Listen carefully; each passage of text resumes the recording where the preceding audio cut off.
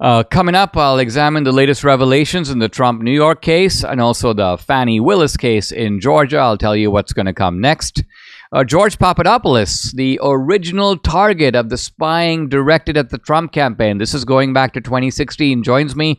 We're going to talk about new revelations in the way in which Obama and Hillary and that whole gang conducted a massive spying operation on Papadopoulos, on Trump, on the Trump campaign, all with a view to portraying Trump as a Russian asset and helping Hillary win the 2016 election.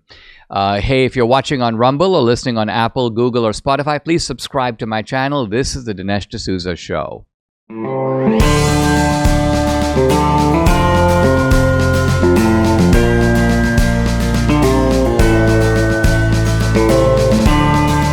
America needs this voice.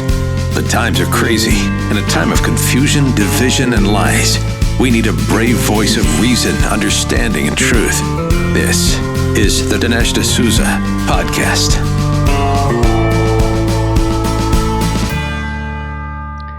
I want to react to the two big cases that involve Trump that had important developments at the end of last week. The Fani Willis case, I call it the Fani Willis case because it's becoming increasingly the Fani Willis case. It started out as the Georgia case over the 2020 election. And the other one is the case involving Judge Engoron. This is the Trump supposed overvaluation of his properties case, in which Trump got a horrible verdict with a giant fine. A fine of $355 million, not to mention a prohibition for Trump doing business in New York. I'll come to that, but let me say a word about the Fani Willis case. I'm having watched a good bit of that hearing, the hearing involving Nathan Wade, Fani Willis. It seems obvious what's going on, and yet the question to me is there, if the judge wants to rule for Willis, is there a way for him to kind of plausibly justify that? Now, let's remember that the Fani Willis case is not about the fact that Fani Willis had an affair. It has to do with two things. One, did she lie to the court? Did this relationship, which she says began in 2022, actually begin then? Or did it begin earlier in 2019, as one of the witnesses, actually a friend, testified? If the judge believes that it began earlier, that's very bad news for Fani Willis, because how do you have somebody who's the chief prosecutor of Fulton County in a highly sensitive case involving Trump and other defendants if you can't believe that they can even tell the truth to the court in an official proceeding? So I think if the judge believes the witness that the relationship began earlier, that would probably by itself be enough for Fani Willis to be disqualified. The second issue, a little more murky, is the issue of whether Fani Willis benefited from this. And this is important because the key issue here is she paid this lawyer all this money. And did she do it, A, because he was her boyfriend? That would be corruption on the face of it. And B, did she herself get some of that money back because he turned around and spent the money on her? Now, Fani Willis produced this sort of far out, and I would say preposterous on the face of it, story that for all these trips they took together and all these vacations and cruise tickets and airplane tickets and money they spent, that Wade paid on his credit card and she paid him back in cash. In other words, she was unable to produce receipts to say, here's all the money I paid him back, here's the proof I did it, here are the checks I wrote. She even denied she went to the ATM to get the money, because presumably you could go to the ATM and see if it was in fact the case. At least is she on the surveillance cameras of those ATMs, if she can say, oh, I used to go every Tuesday to the ATM and get the money. But no, she claimed, I just kept cash in the house, large amounts of cash. This is sort of what black people do. My dad taught me to do this. So this is a case where the excuse is ridiculous. It makes no sense. Nobody watching this case, and even the MSNBC legal analyst watching it was like, this looks really bad for Fani Willis. So the truth of it is that the judge should he should throw Fani Willis and Wade off the case.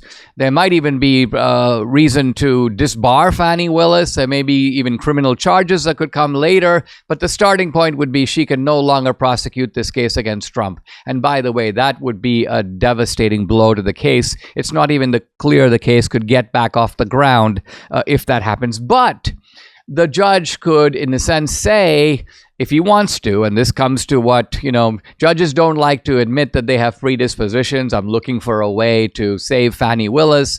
But the truth is that judges and very often jurors do. They like the person, for example, who's accused of murder. He seems like a good guy, a family man. I'm looking for reasonable doubt. I'm looking for a way I don't have to convict him. And here the judge might say, well, we can't prove that Fani Willis didn't have cash in her home. We can't prove that she didn't pay him back, even though from a human point of view or a contextual point of view, it really doesn't make any sense to believe that she did. Now, let's turn to the Judge Engoron case, where something very interesting is happening after this horrendous verdict, a verdict that has sent shockwaves through the real estate industry. In fact, Kevin O'Leary, this is the Shark Tank guy, this is a guy who deals with real estate, has said on television more than once, everybody in real estate attaches a kind of exaggerated value to their properties. Why? Because property values are subjective. You buy a house for $5 million, you can then sell it for $6 million, $8 million, $10 million. It all depends on how much the guy who wants to buy it will pay for it. So what's the value of Mar-a-Lago, of Trump Tower? Is it possible to just look at an appraisal, often an appraisal made for tax purposes? I can tell you, if you look at my house right now, there's a tax appraisal, which is essentially an incremental increase of the value of the house over the years. And then there's what I could sell it for, which is a completely different number. And that's normal. So Kevin O'Leary was saying that, listen, it's customary to have this back and forth with banks. I have a building, it's 35 stories. I say it's worth $500 million. I want to get a loan based on that. You say it's worth $300 million. We argue about it. Maybe we agree, let's go with $400 million, and you give me a loan for $400 million. This is the normal give and take. Banks have their own appraisers. And this only becomes an issue if somehow the bank claims, hey, listen, you told me lies about your property. I took action based upon that. I lost a whole bunch of money. In this case, the judge admits that the banks didn't lose money. The bank put forward witnesses that said, we didn't lose money. In fact, we do it again. This is our normal practice of doing business. So the case is ridiculous. The verdict is absurd. It'll probably be overturned on appeal. At least I hope it will. But here is the governor of New York, Kathy Hochul, assuring New York real estate businesses that they will not be targeted for inflating valuations to secure better loans like Trump did. So think about what she's really saying. She's saying, you guys have nothing to worry about. We know, she's saying implicitly, we know that you do the same thing as Trump did. You make a claim for what your property is worth. The banks then evaluate that claim. They decide. So it's a free market. They decide if they want to make the loans. We're not going to haul you into court and have a judge decide, no, you misrepresented the values of your property. Why? Because this would destroy the real estate business in New York. So what the governor of New York is admitting is they had to do a one-off prosecution of Trump. Trump and Trump alone is going to be targeted for this crime. This is something that Democratic officials campaigned on. What they're basically saying is, we carried out our campaign pledges. We got this guy. We found a friendly judge and an ideologue. So in other words, we carried out our witch hunt. And our witch hunt, at least to this point has been successful. And it has been successful to the degree that Trump now has to post a giant bond while he appeals the case. So this is all a way of tying him up financially, tying him up in litigation, tying him up with regard to his time in all kinds of ways, disabling his businesses, making it more difficult for him to successfully carry out a campaign for president. That is really what that is all about. Quite frankly, Debbie and I got a little tired of having to replace our trees every time we had a freeze. We went tropical, and now we regret it. But we had to replace our trees, so we wanted an easy and convenient and economical way to get them. And then we discovered fastgrowingtrees.com. Did you know Fast Growing Trees is the biggest online nursery in the US with more than 10,000 different kinds of plants, over 2 million happy customers in the US. But besides outdoor plants, you can grow lemon, avocado, olive, or fig trees inside your home on top of the wide variety of houseplants available. Fast Growing Trees makes it easy to order online. Your plants are shipped directly to your door in 1 to 2 days, and along with their 30-day Alive and Thrive guarantee, they offer free plant consultation forever. Right now, they have the best deals online, up to half off on select plants, and listeners to our show get an additional 15% off when using the code Dinesh at checkout. That's an additional 15% off at fastgrowingtrees.com using the code Dinesh at checkout. Fastgrowingtrees.com, code Dinesh. The offer is valid for a limited time. Tell them we sent you. There's nothing worse than hearing about people living in pain. This is why I want to tell you about Keith from Washington and his Relief Factor story. After years of activity, from college football to running a martial arts studio, at age 51, Keith's body felt like it was wearing out, so he gave Relief Factor a try. Keith says he now has little to no pain in my knees, highly reduced neck pain. He's feeling better. He pursued a second-degree black belt. So that's Keith's story, but it's not only his story. It's the story of so many people. This is something that's worked for me and Debbie. It's worked for our family. It's worked for our friends. So if you're living with aches and pains, you don't have to. See how Relief Factor, a daily drug-free supplement, could help you feel and live better every day. To get started, try this. It's Relief Factor's 3-week quick start kit. It's only $19.95, comes with a feel better or your money back guarantee. So what do you have to lose? Visit relieffactor.com or call 800-4RELIEF, the number again, 800-4RELIEF, or go to relieffactor.com. You'll feel the difference. Guys, I'm really happy to welcome back to the podcast a friend, George Papadopoulos. And you know George Papadopoulos. He was one of the primary targets, maybe the original target of the Trump spying, the spying campaign to get Trump and to get Trump through Trump's advisors. George is an author. He's a former member of the Foreign Policy Advisory Panel to Trump's 2016 presidential campaign. He's also his book, which is more timely than ever, Deep State Target: How I Got Caught in the Crosshairs of the Plot to Bring Down President Trump. You can follow him on social media at GeorgePapa19. George Papadopoulos, welcome to the podcast. Thanks for joining me. It seems like your story and your book have sort of bounced right back into the headlines with some interesting new reporting and new revelations about the spying campaign conducted against you and against the Trump campaign. I want to start by actually just talking about your story, your description of that, of how that took place. And then we'll come to what we have learned recently and how that ties into your story. So kind of begin with the fact that here you are, you're kind of a low guy on the totem pole. You're not running the Trump campaign, but you are working for the Trump campaign, and you're based in Europe. And maybe that's one of the reasons that you came into their sights. Talk about what happened. So Dinesh, it's great to be back with you in this very, very timely talk that we're going to have based on the bombshell story that Matt Taibbi and Schellenberger released regarding what I think is probably the most devastating piece that has ever been written against the U.S. and foreign allied intelligence services. And my story is at the epicenter of is this scandal in which both the CIA, along with Western intelligence, including British MI6 and Australian intelligence, Canadian intelligence, and New Zealand intelligence, worked hand in glove with the Obama administration to sabotage not only the Trump campaign, but of course, later on the Trump administration. So the story is that I left the Ben Carson campaign, where I was working as a foreign policy advisor after a career in Washington, D.C. at a very establishment, a think tank called the Hudson Institute. And according to the reporting, Trump wasn't the only candidate that was being spied on. Ben Carson actually was one of the 26 individuals that was targeted by the CIA and Western intelligence. So I believe that there was a mark on particular individuals, obviously the 26 various candidates. I just happened to join two candidates who were targeted. And the moment I joined Trump's campaign, then you could understand that this thing was predetermined and completely fabricated.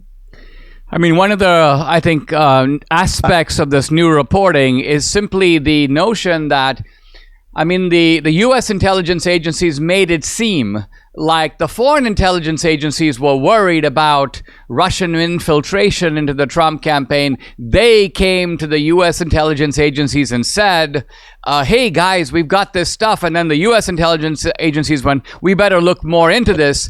But it sounds like from Taibbi and Schellenberger that the truth is the exact opposite, that it was the U.S. intelligence agencies that kind of called up, recruited these foreign intelligence agencies and basically said, we need your help. Let's work together. So it was the point being that this was initiated, it was baked, it was cooked, it was launched out of the United States and not sort of information provided from abroad. Dinesh, at the very least, according to the reporting that we have seen, the behavior conducted by the CIA with Five Eyes was tantamount to a criminal conspiracy against the Trump campaign. That's exactly what was described and what you just explained. At the very worst, what they did was actually subvert the democratic process of the United States in a matter that has now impacted three different elections at a minimum: 2016, 2020, of course, where we had the CIA willfully suppressing the Hunter Biden story with the 51 intel agents, which obviously tilted the election arguably. And of course, now with these revelations, you have both domestic and foreign implications. Domestically, you have FICE up for renewal. You have the funding for Ukraine in this war with Russia.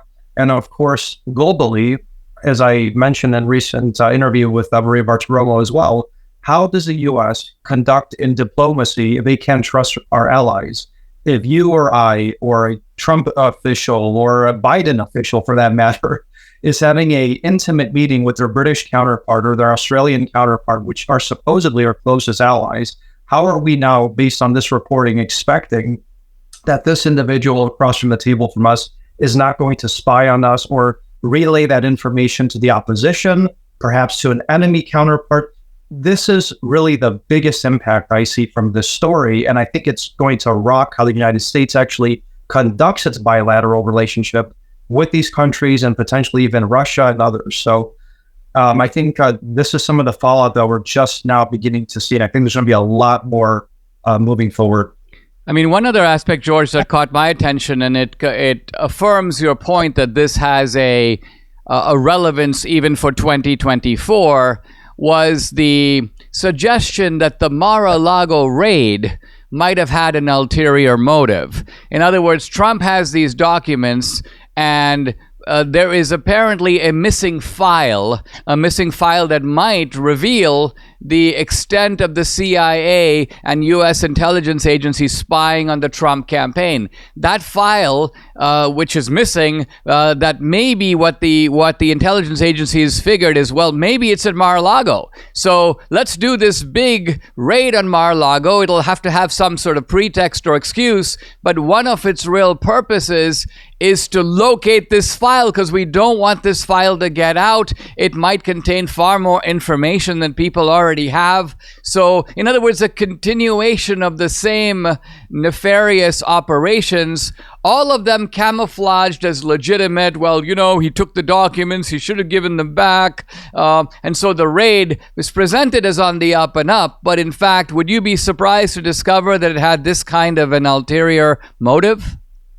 No, in fact, we've seen a disturbing pattern over close to a year now, Dinesh, where anytime there's positive news coming out about either President Trump, the MAGA movement, America First candidates, a day to 72 hours later, there's always some sort of reaction by the Biden administration. You had the Hunter laptop story being verified, the raid on Mar-a-Lago. You had America First candidates doing well in the last primaries. You had various other distractions coming out. Every single time that a story of this magnitude impacts either the U.S. intel agencies or the Biden family, there's always this type of reaction. So I believe that while it was a good idea to impeach Mayorkas for the disaster at the border, if it is indeed proven that Garland instructed the FBI to raid a former president's house for the principal purpose to take criminal evidence against President Obama and potentially the sitting U.S. president, then I think impeachment it should be the last of Garland's concerns at this point, and a potential indictment in a future administration should be on the table, because what you're looking at essentially is a cover-up, a criminal scheme, a conspiracy to not only defraud the United States, but obviously to cover up the crime of the century. So I think if Trump has these files at Mar-a-Lago still and the FBI did not retrieve them, he as president had all authority to declassify them. He should actually present them now to the public and say, I have it here. This is what they were coming for. They didn't get it. The files are verified, and this is going to continue to trickle out over the next months leading up to the election. So I think that's really where we are in that topic. I mean, George, that's a brilliant idea, and I would even say this, that what's interesting about the presidential immunity case, which is now before the Supreme Court, the issue being, of course, what is the extent? Does Trump have absolute immunity for his actions as president? Let's hypothesize that the Supreme Court decides no. Trump has some immunity, but he doesn't have absolute immunity, and that his immunity certainly does not extend to when he is no longer president. Well, it seems to me that we have now a wonderful reason to criminally indict Obama if we have the means to do so. In other words, if Trump wins the election, the new attorney general needs to say, all right, let's look and see if there are actions that Obama took as president that were in fact criminal actions. Obviously, we now learn from the Supreme Court that these are no longer, or they're not protected by the Constitution, and there's no reason that we can't hold Obama accountable. Do you see that as I don't know if that's likely, but could it happen? Dinesh, you explained it very well. The precedent has now been set. And of course, when you're discussing an operation at this level, which basically subverted our 2016 election and sabotaged an entire administration, and you look at the type of partners involved here, from high-level ambassadors, prime ministers, CIA heads, MI6 chiefs, potentially Mossad, according to the Taibbi article, were referenced in some sort of connection to the city of Rome. That type of, I guess, if you want to use the old word, the coalition of the willing, could never have been put together unless the sitting president of the United States of America, which was then, of course, President Obama, did this, because our U.S. allies are not in the business to go out of their way to potentially sabotage their own assets and to expose their methods and sources that go into this type of sensitive work, especially against American citizens working on presidential campaigns, candidates, and presidents. So now that the precedent has been set, that you can indict and bring a former president in front of courtrooms and try and embarrass him and give him mugshots over the most obscure, baseless charges that are, these are laughable charges that are completely politicized at this point. I think when you're looking at a crime of a century, like was revealed last week, including conspiracy, I think Obama should be worrying right now, Dinesh. Let's take a pause, George. When we come back, you've had the rare experience of being on the ground and experiencing how this kind of a very sly campaign is carried out. It's carried out by people who pretend like they're your friends, they're your business associates, they're just having a sort of swapping of information type of meeting, but in fact they're trying to get you to say something, to admit something, and then boom, they're ready to spring the trap. When we come back, let's talk more about how that actually happened. As Christians, we have a sacred duty to honor and respect Israel and the Jewish people as God's chosen ones. In Genesis, God promised Abraham, "I will bless those who bless you, and whoever curses you, I will curse." This covenant remains binding today. Israel is a chosen nation that the Lord will never abandon, but one day renew completely. I'm honored to support Voice of Judah Israel. That's VOJI, Voice of Judah Israel, a messianic ministry focused in the heartland of Israel. VOJI encourages evangelism, discipleship, and church planting in the land of Israel. VOJI also uses humanitarian outreach to support all Israelis. Let's fulfill our duty as Christians to bless the Jewish people. The fields are ripe for harvest in the Holy Land where our faith was born. Will you seize this moment? Rise up with Voice of Judah Israel. Empower the Jewish people. Let's fulfill our duty as Christians. Let's bless Israel and communicate to them that they are not alone. Your financial support ensures the ongoing ministry of Voice of Judah Israel. So visit vojisrael.org/Dinesh. That's vojisrael.org/Dinesh. Mike Lindell and the employees of MyPillow want to thank my listeners for all your continued support. To thank you, they're having an overstock clearance sale right now for the best prices ever when you use promo code Dinesh, and you get free shipping on your entire order. Get 50% off the MyPillow 2.0, that's the pillows. Also on the brand new flannel sheets. Get 6-pack towel sets for just $29.98 and take advantage of the free shipping on larger items like mattresses, mattress toppers. They're 100% made in the USA, on sale for as low as $99.99. Everything is on sale, from the brand new kitchen towels to the bath towels, the dog beds, the robes, the blankets, the couch pillows, and so much more. So check it out to get the best specials ever. Go to mypillow.com, use promo code Dinesh, or you can call 800-876-0227. The number again, 800-876-0227. Get free shipping on your entire order while supplies last. I'm back with the one and only George Papadopoulos. Follow him on social media at GeorgePapa19. His book, more timely than ever, Deep State Target: How I Got Caught in the Crosshairs of the Plot to Bring Down President Trump. And this is exactly, George, what I want to talk to you about. As I mentioned, you went through it, you experienced it firsthand. A lot of times when these things happen, people are intrigued about the mechanics of it. Like, how did it go down? So can you pick the story up with you're a young staffer for Trump, you're in Europe. What is the year? What is the rough time period, and what happens first? So, and I always reference this now to the Taibbi article, because for so many years, and unfortunately, what we're discussing today, or what I have been saying, and I wrote in 2019 in my book, the mainstream media called conspiracy stuff. Now it's all been substantiated with unbiased, robust reporting. So the Taibbi article referenced an MI6 linked organization in London that was basically setting me up. Now, this organization hired me after I left the Ben Carson campaign for a couple months in London. I didn't understand really what that was about. I was an advisor in the energy industry. They wanted me some sort of director of energy. Met some interesting people, a lot of reporters from the Financial Times, some diplomats, some American diplomats, in just over 3 weeks of being there. When I tell this organization I'm leaving and I'm going to be working for Donald Trump's campaign, that's when you could see the wheels in their heads start spinning. That's when individuals who really have never been scrutinized, like I'm about to explain to you, started to tell me, oh, this is a bad idea. What are you doing? You shouldn't do that. You have a promising career and this and that.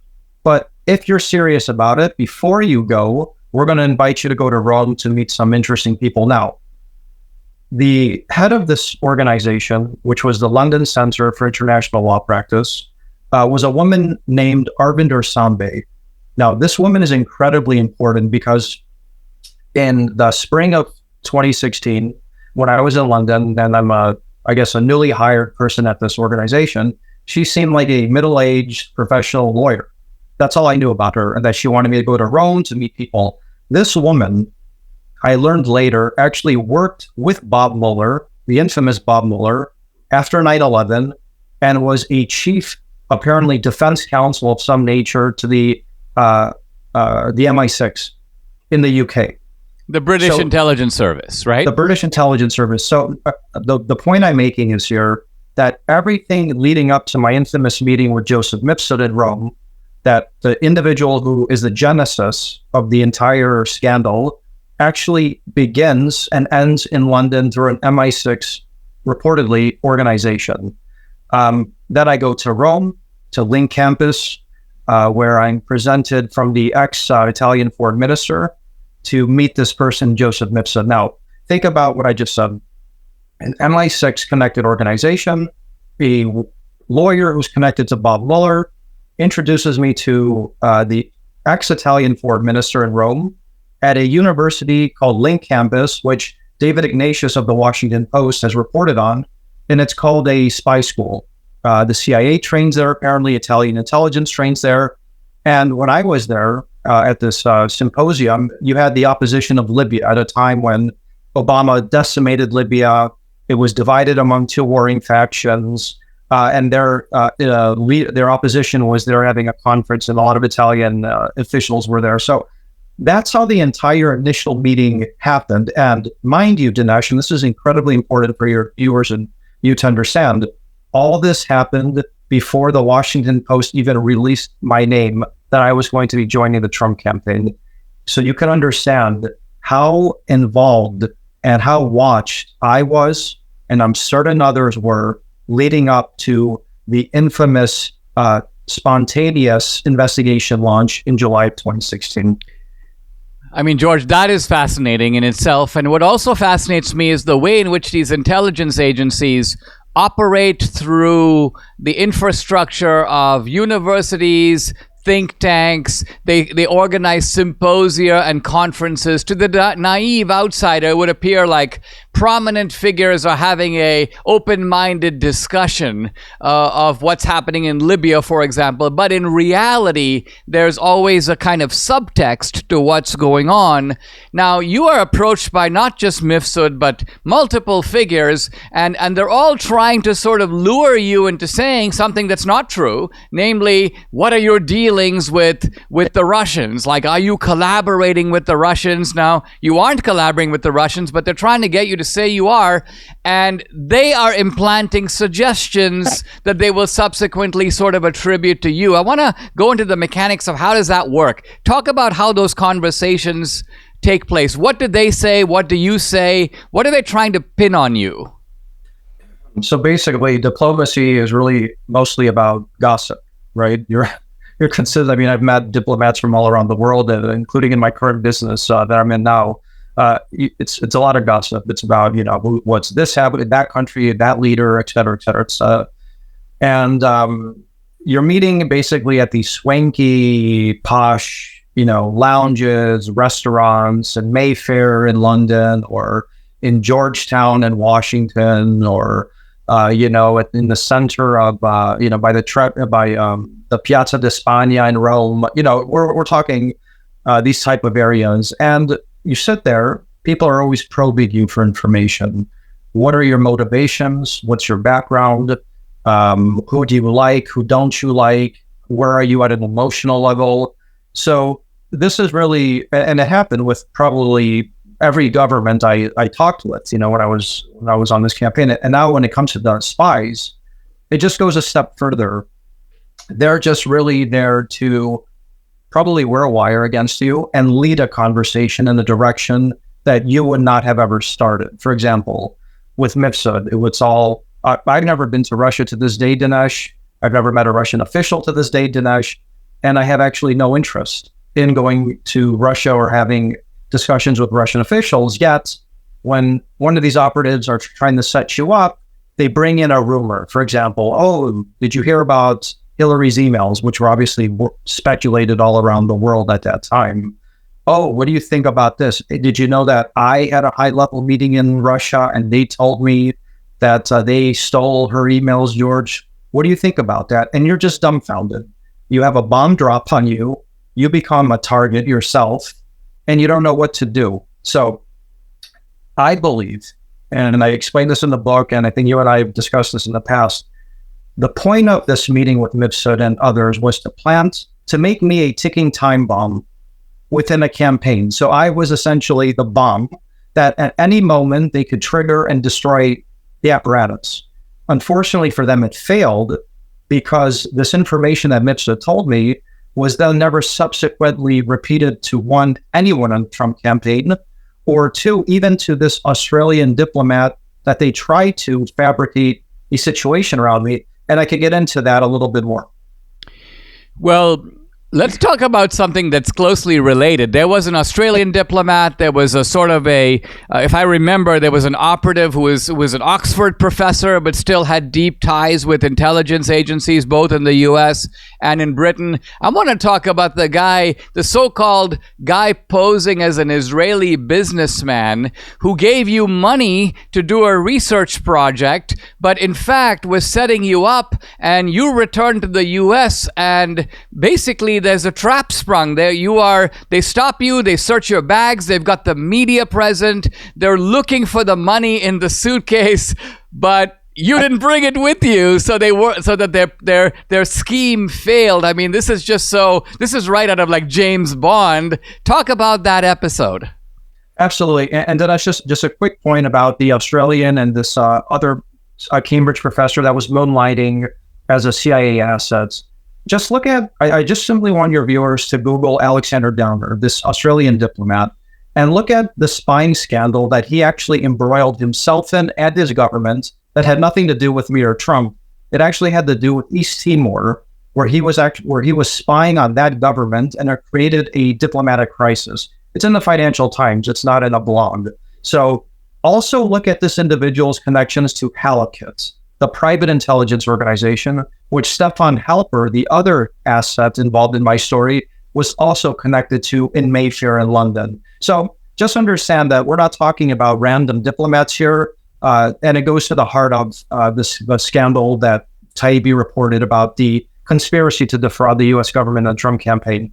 Going to the $10,000 setup, what we have discussed here so far, Dinesh, is a sequence of events that was an absolute and total fabrication and setup of me from day one.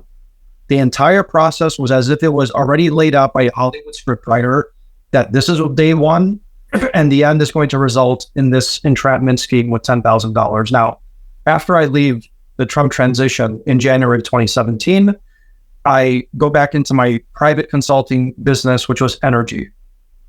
An Israeli, quote-unquote, businessman, quote-unquote, oil executive says, hey, George, I saw that you were working on this campaign. I know you've published in many Israeli newspapers about the energy sector there. I'd like to bring you to Israel and we could discuss some business. Obviously, it was normal for me at the time to travel like that and to have these type of meetings. Now, the difference between my normal meetings and this meeting was that I go into a hotel and I'm presented with $10,000 in cash without any contract, any real remuneration plan of what services I would be providing. And it was in that moment, Dinesh, that I said, okay, I've already been interviewed by the FBI. They were questioning some things about what me and what their suspicions were. And now it looks like they're trying to frame me to substantiate what their confirmation bias was, that I was some sort of person that was designated to be a target or a fake spy or something, the way they were trying to present me in the media. I take the money because, of course, I'm in a foreign country. I don't speak the language. I don't know what this person's motivations are, whether they're dangerous. And I give it to a lawyer that I had in Athens at the time. As I return back to the United States, I'm intercepted by 8 agents, rummaging through my luggage with very angry looks on their face, expecting to find the money. They didn't. They didn't know what to do with me. And that's why their entire case at that point moving forward collapsed. So they were trying. I mean, it seems quite obvious that there was a scheme to frame you. If you had the money, you would probably have been on the front page of the New York Times. You would have led the headline with the evening news. Former Trump official caught with $10,000 of cash. And of course, as you say, there's no way for you to account for the money because there was no contract. And so you would have been, quote, caught red-handed. And yet this would be nothing more than one more scheme on the part of the police state to nail you. And would you close out, George, by, I mean, isn't this ultimately all about Trump? So that it wasn't that they were after you per se, but you were a vehicle for them to discredit a Trump and to discredit a movement behind Trump. Well, Dinesh, I said this a lot, and this was really about destroying a movement. Of course, I was not the beginning and the end. Neither was General Flynn, Paul Manafort, Carter Page, Roger Stone, even President Trump. This was mostly and overwhelmingly about the ideology of MAGA, and that is the diametrically opposed viewpoint that is with the globalist agenda around the world. And in 2016, the globalist agenda was in full throttle. You had Brexit, which was raging. You had the pre-planned or the predetermined idea, I believe, to start war between NATO and Russia, or at least this conflict that we're seeing with Russia. You had the Trans-Pacific Partnership. And Donald Trump stood in the way of all those. He endorsed Brexit, then the UK got out. The British were very upset about that, especially during my meetings with them. You had the Trans-Pacific Partnership, which of course Australia and China would have led this new global trade architecture while decimating US industries, and of course why Trump was so prescient in seeking the United States to get out of. So it was this type of idea and his populism and economic nationalist undertones, that really set him in the crosshairs himself of the deep state. And that's exactly why they took him down. They wanted to subvert the will of the people and to tell over 75 to 80 million Americans, you voted for the wrong person. These ideas are dangerous. Only the person colluding with the Russians could have these type of ideas that want to reinforce your borders, want to bring sovereignty back, want to bring your jobs back, not start World War III. Only a bad person like Trump could have those type of ideas. It failed because, Dinesh, people like yourself, myself, the president, fought back. The American people never allowed the wool to be pulled over their eyes. And I believe the MAGA movement, as a result today, is stronger than ever. That's why all these indictments are not working against President Trump, because the people see through the corruption, and it backfired. And I think the Democrats should be more panicky. I mean, the sickening thing is that they're still trying in one way or another to do the same thing. Their scheme may be different. It may be various forms of lawfare now, but all of this really continues. And the story is rivetingly told in George's book, which I highly recommend, Deep State Target, How I Got Caught in the Crosshairs of the Plot to Bring Down President Trump. George, thank you very much for joining me. Thank you so much, Dinesh. It was a real pleasure. How do you feel these days? I feel great, and one of the reasons I believe I feel better is because I take this Balance of Nature's fruits and veggies in a capsule. So easy to take. They have an amazing story of how this product was developed by Dr. Douglas Howard. Check it out. It's right there on their website. Balance of Nature receives over 1,000 success stories every single month. They have hundreds of thousands of customers who have purchased billions of capsules of their fruits and veggies over the past 20 years. Their products are gluten-free, they're non-GMO, they contain no added sugars or synthetics. I think if you're looking for something to make you feel better naturally, you should definitely give Balance of Nature a try. In fact, order today. Whether you order online or call them direct, you got to use promo code AMERICA to get the special offer, 35% off. So here's the number to call, 800-246-8751, or you can go to balanceofnature.com. The number again, 800-246-8751, or go to balanceofnature.com. When you use promo code or discount code AMERICA, you'll get 35% off. I'm continuing my discussion of the case for Douglas, and I'm now at the point where I'm going to kind of sum up what Douglas was getting at. and why he was such an eloquent proponent of this idea called popular sovereignty. The reason that Douglas advocated popular sovereignty was because he believed that the old compromise or compromises that had held the North and the South together would no longer work. Now, what were these compromises? They were really two, but one built on top of the other. There is the Missouri Compromise, which went back to the 1820s. And then there was the Compromise of 1850, which was essentially the Missouri Compromise with some adjustments. In other words, think of the Missouri Compromise as drawing a line, a Mason-Dixon line, that separates the North from the South. But the line doesn't run all the way to the West. It doesn't run all the way to California. We're running the line, and then we're stopping it in the middle of the country, because at that time, the United States did not include Texas. Texas was not part of America in the 1820s. It certainly didn't include Southern California. So the Missouri Compromise line ran essentially divided North and South, but it then came to sort of a grinding halt. And it came to a grinding halt at the point where you have these new territories. Ultimately, it would be Kansas, it would be Nebraska coming into the United States. And the big question, of course, was what happens to them with regard to slavery? Are they slave states? Are they free states? And so on. Now, as the new territories began to join the Union, there were some adjustments made to the Missouri Compromise, and it had to do by and large with the way that states are shaped. In other words, if there was a southern state that sort of abutted and went north of the Mason-Dixon line, and then there was a northern state that had a southern portion that went south of the Mason-Dixon line, there were some, I'll give you this if you give me that, and this was basically the Compromise of 1850. Call it the Missouri Compromise modified. Now, the big charge against Douglas is that Douglas used to be a pretty vigorous supporter of the Missouri Compromise, and therefore the Republicans portrayed Douglas as a traitor, a sellout, somebody who essentially modified and changed his views because of political expediency, came up with this new concept of popular sovereignty that was a disguised form of pro-slavery rhetoric. And the underlying assumption of the Republicans, including Lincoln, was that there was no good reason for Douglas to move from advocating the Missouri Compromise to now rejecting it. Douglas became the sponsor of something that was called the Kansas-Nebraska Act. And the Kansas-Nebraska Act was based upon a full affirmation of popular sovereignty.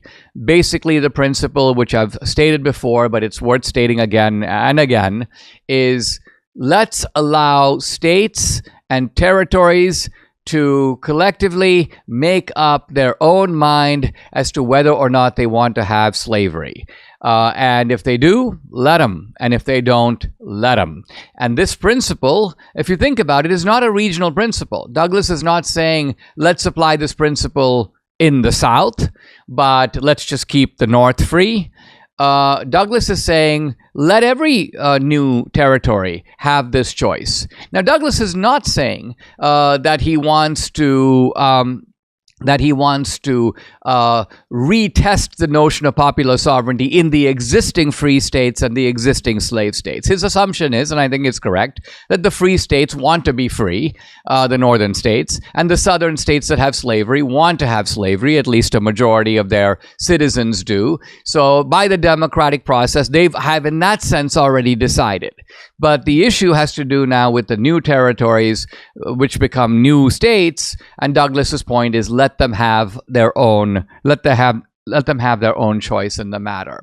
Now, for Lincoln and for the Republican Party, the Missouri Compromise was a way of confining slavery to the South, and it was also a way of ensuring that new states joining the Union would be free.